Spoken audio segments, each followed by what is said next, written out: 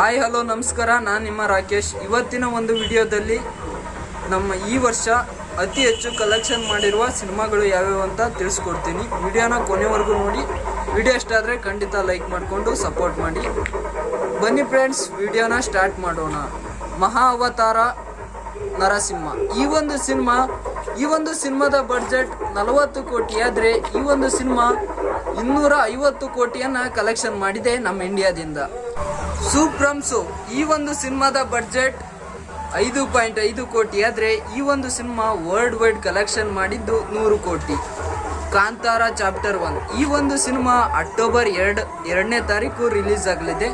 ಈ ಒಂದು ಸಿನಿಮಾ ಕೂಡ 100 ಕೋಟಿಗೂ ಹೆಚ್ಚು ಕಲೆಕ್ಷನ್ ಮಾಡುವ ಎಲ್ಲ ಸಾಧ್ಯತೆ ಕಾಣ್ತಾ ಇದೆ. ನಮ್ಮ ಇಂಡಿಯಾದಿಂದಲೇ 100 ಕೋಟಿಗೂ ಹೆಚ್ಚು ಕಲೆಕ್ಷನ್ ಮಾಡುವ ಎಲ್ಲ ಸಾಧ್ಯತೆ ಕಾಣ್ತಾ ಇದೆ.